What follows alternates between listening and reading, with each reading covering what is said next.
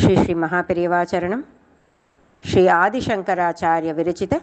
శ్రీ కనకధరా స్తోత్రం.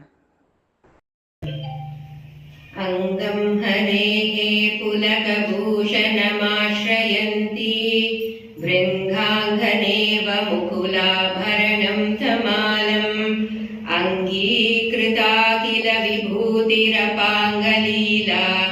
माङ्गल्यदास्तु मम मङ्गलदेवतायाः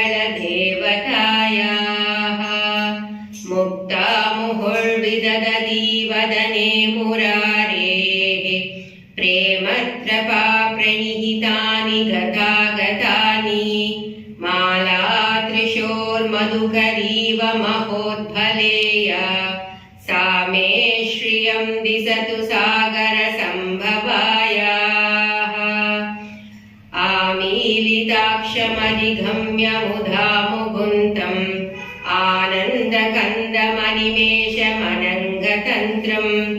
आकेकरस्थितघनीनिघपक्ष्मनेत्रम्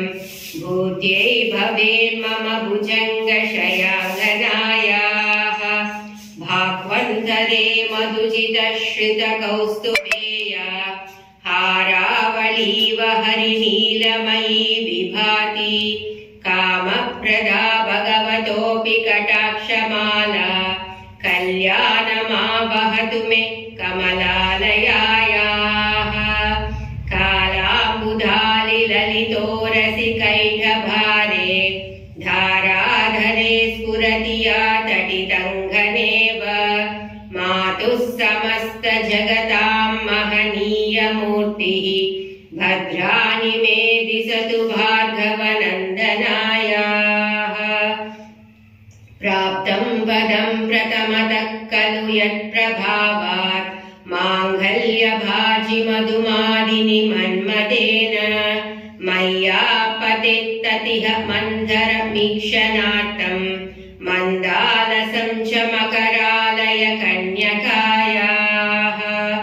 विश्वामरेन्द्रपदविभ्रमदानदक्षम् आनन्दहेतुं रतिकं मुरविद्विषोऽपि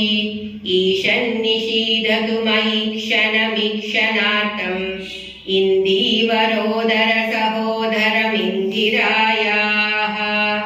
इष्टाविशिष्टमदयोऽपि यया दयात्र दृष्ट्या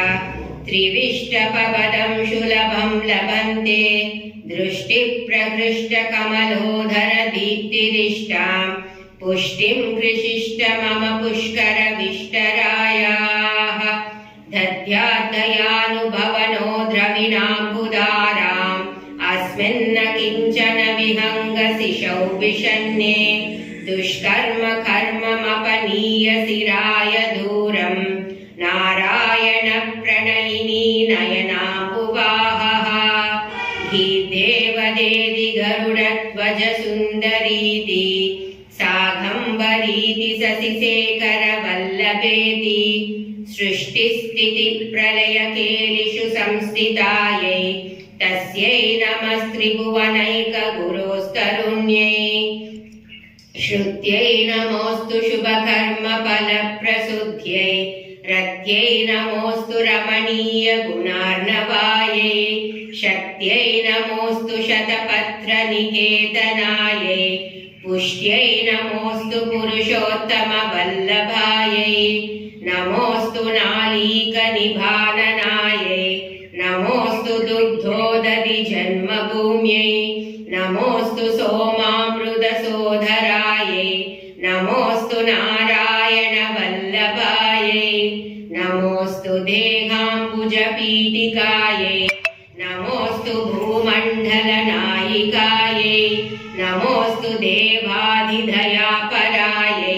नमोऽस्तु सार्गायुधवल्लभायै नमोऽस्तु देव्यै भृगुनन्दनायै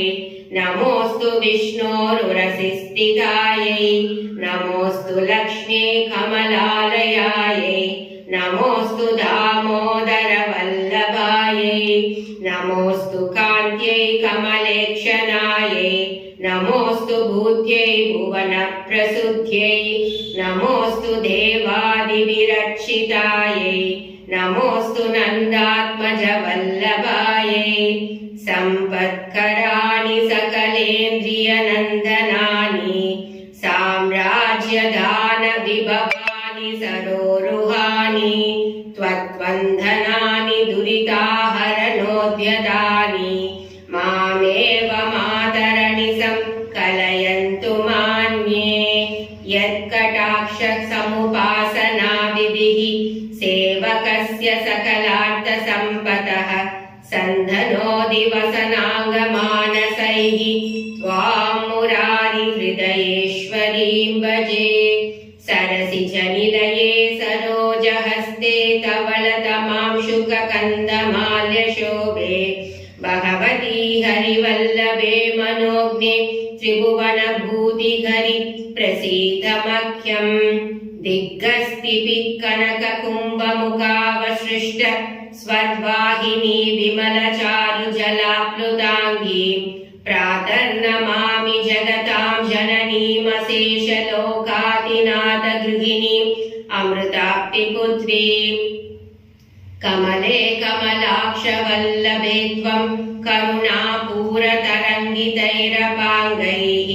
अवलोकय मामकिञ्चनानां प्रथमं पात्रम् अकृत्रिमं दयायाः